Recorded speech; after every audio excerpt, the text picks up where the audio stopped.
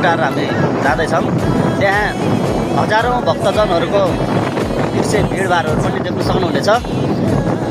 तपाईँहरूलाई त्यसको पनि म भिडियो लिएर आउनेछु।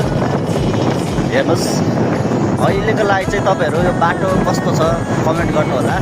हाम्रो यो नेपालको मध्य पहाडी रूपमार्ग बाटो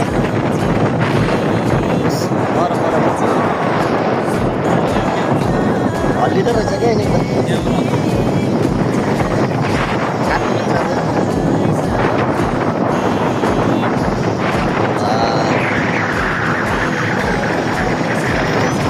सुन्दर